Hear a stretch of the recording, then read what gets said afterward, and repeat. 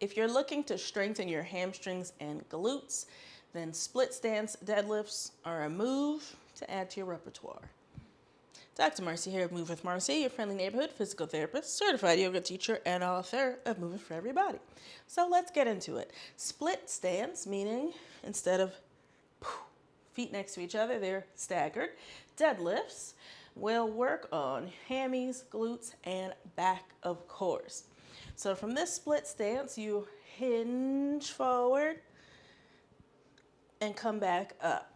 So a key detail is you do have to understand how to lock and load at your core, keep your back engaged, and hinge without curling under or losing the position.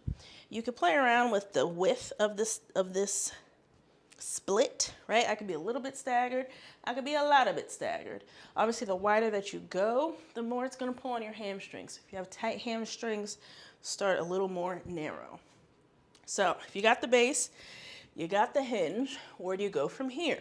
You can add resistance. Hold some dumbbells, hold a barbell, kettlebell, medicine ball, can of beans, whatever, and use that as resistance so that as you lower down in that deadlift, you have resistance coming up. Other details is you want to watch what your head is doing. So you don't really want to be looking up. You don't want to look at way too far in. It's got to be just right, Goldilocks. You want to stay neutral.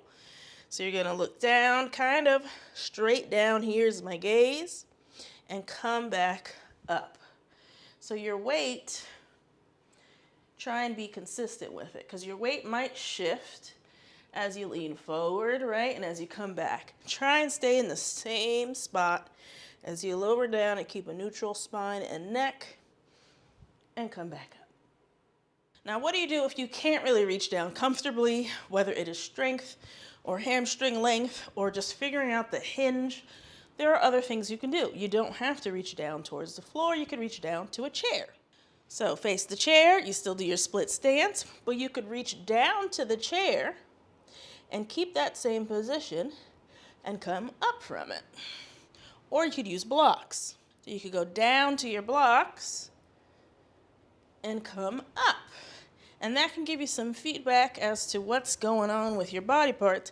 Because if you hinge in a funky way, you might not hit the blocks. If you can't figure out your weight, right, your blocks can give you a target for where your hands should land. Same thing with the chair, it'll just be a little bit higher. Other tips with the split stance deadlift, whether you're using barbell, kettlebell, weights, no weights, chair, blocks, whatever, is that you could play with the tempo. So if you feel like you've got the movement down, you could play with the tempo a bit. So what does that mean, right? I can have a regular pace, down, up, or I could play with eccentrically lowering, meaning I'm taking my sweet time going down, pause here, lots of tension going on to keep me here, lots of activation in my back, and then come up. So you could play around with that pacing to add some intensity, whether or not you're using weight. Maybe you try that before you even add weight. Up to you. Whatever you think feels good. Another idea for pacing would be regular speed, but still playing with that pause at the bottom. That's something you can still do with or without that eccentric lowering, is pause at the bottom. And depending on what you're using in your hands, that could kind of add to it. So for example, if I was using a kettlebell, I could put the kettlebell right where my hand will reach and leave it on the floor. And I can make it so that I have to come down, grab it, reach up, come down, drop it. So that will also build in a bit of a pause and change the pace as well. And those are the tips and tricks I have for you for working on split stance deadlifts. Again, great for the hammies, great for glutes, great for the back and low back. This is a neutral spine position, lots of hinging, tiny bit of balance. So if you have to hold on while you do it, that's fine as well. Go for it, whatever feels good.